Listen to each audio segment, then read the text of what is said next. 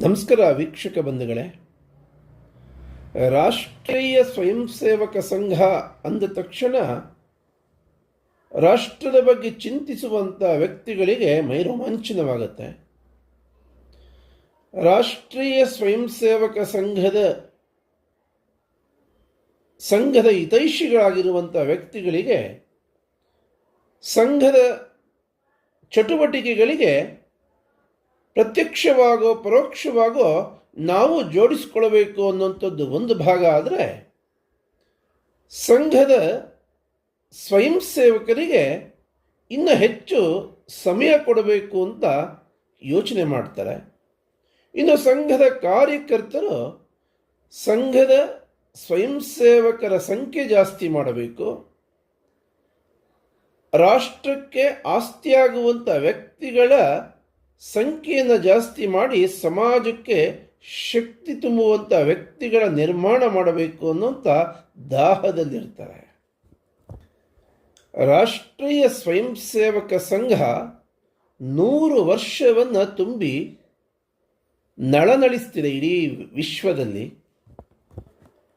ಈ 100 ವರ್ಷಗಳ ಪ್ರಯಾಣವನ್ನು ನಾವು ಅವಲೋಕಿಸಿದರೆ ಸಂಘದ ಸ್ವಯಂ ಸೇವಕರು ಸಮಾಜ ಜೀವನದ ಪ್ರತಿಯೊಂದು ಕ್ಷೇತ್ರದಲ್ಲೂ ಕೂಡ ಸಕ್ರಿಯವಾಗಿ ಪಾಲ್ಗೊಂಡಿದ್ದಾರೆ ಅನ್ನುವಂಥದ್ದು ಸ್ಪಷ್ಟವಾಗುತ್ತೆ. ಬೇರೆ ಬೇರೆ ಕ್ಷೇತ್ರಗಳಲ್ಲಿ ಸಂಘದ ಸ್ವಯಂ ಸೇವಕರು ಪರಿವರ್ತನೆ ದೃಷ್ಟಿಯಿಂದ ವಾಹಕರಾಗಿ ಕೆಲಸ ಮಾಡ್ತಿದ್ದಾರೆ. ಸಂಘ ಆರಂಭದಲ್ಲಿ ಸೀಮಿತವಾಗಿತ್ತು. ಸಂಘ ಕಾರ್ಯ ಸಮಯ ಕೊಡ್ತಾ ವಿಸ್ತೃತವಾಗಿ ಸಮಾಜಕ್ಕೆ ಪೂರಕವಾದ, ಸಮಾಜಕ್ಕೆ ಅವತ್ತವತ್ತಿನ ಶಕ್ತಿ ತುಂಬುವಂಥ ಕೆಲಸವನ್ನು ಹೇಗೆ ಮಾಡಬಹುದು, ಸಮಾಜದ ಭಿನ್ನ ಭಿನ್ನ ಅಗತ್ಯಗಳನ್ನು ಮನಗಂಡಂಥ ಸ್ವಯಂ ಸೇವಕರು ಬೇರೆ ಬೇರೆ ಆಯಾಮಗಳಲ್ಲಿ ತಮ್ಮ ಸಹಕಾರಿಗಳೊಂದಿಗೆ ಕೆಲಸ ಮಾಡೋಕ್ಕೆ ಶುರು ಮಾಡಿದರು. ಅವರ ಕಾರ್ಯ ಪ್ರವೃತ್ತಿಯನ್ನು ವಿಸ್ತಾರ ಮಾಡ್ತಾ ಹೋದರು. ಪರಿಣಾಮವಾಗಿ ಸಂಘದ ಉದ್ದೇಶಕ್ಕೆ ಅನುಗುಣವಾಗಿ ದೇಶದಲ್ಲಿ ಹಿಂದುತ್ವದ ಜಾಗೃತಿ ವಿಶೇಷ ಪ್ರಗತಿಯನ್ನು ಸಾಧಿಸಿದೆ ಅಂತ ಮೇಲ್ನೋಟಕ್ಕೆ ಕಾಣ್ತಾ ಇದೆ. ಹಿಂದುತ್ವದ ಜಾಗೃತಿಯಿಂದ ಸಮಾಜದಲ್ಲಿ ಜಾತಿ, ವರ್ಗ, ಭಾಷೆ ಮತ್ತು ಬೇರೆ ಬೇರೆ ಭೇದ ಭಾವಗಳನ್ನು ಕ್ರಮೇಣ ಕಡಿಮೆ ಮಾಡ್ಕೊಳ್ಳೋದಕ್ಕೆ ಪ್ರಯತ್ನ ಮಾಡ್ತಿದೆ ಸಂಘದ ಕಡೆಯಿಂದ.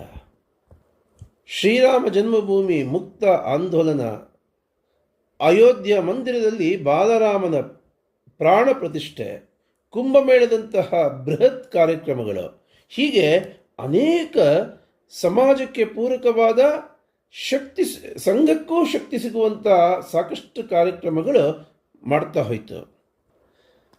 ಅನೇಕ ಸಂದರ್ಭದಲ್ಲಿ ಹಿಂದೂ ಸಮಾಜದ ಸಂಘಟಿತ ಭವ್ಯವಾದ ಉನ್ನತ ಆದರ್ಶ ರೂಪುಗೊಳ್ಳೋದಕ್ಕೆ ಒಂದು ರೀತಿಯ ಸಂಘದ ಸ್ವಯಂ ಸೇವಕರು ಸಮಾಜದ ಮುಂದೆ ಹೊರಹೊಮ್ಮಿರುವಂಥದ್ದು ಕಂಡುಬರುತ್ತೆ.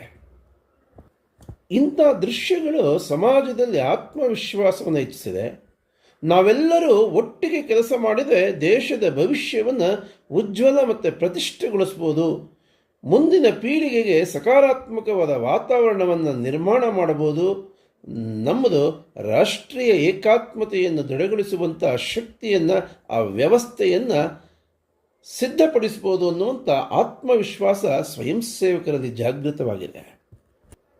ಸಂಘದ ಸ್ವಯಂ ಸೇವಕರ ದೈನಂದಿನ ಜೀವನದ ಬದುಕಿನಲ್ಲಿ ಒಂದು ಹೊಸ ಆಯಾಮವನ್ನು, ಒಂದು ಹೊಸ ದೃಷ್ಟಿಕೋನವನ್ನು ಹೇಗೆ ಸೃಷ್ಟಿ ಮಾಡ್ತಾರೆ ಅನ್ನುವಂಥದ್ದು ಮುಂದಿನ ಭಾಗದಲ್ಲಿ ನೋಡೋಣ ವೀಕ್ಷಕ ಬಂಧುಗಳೇ.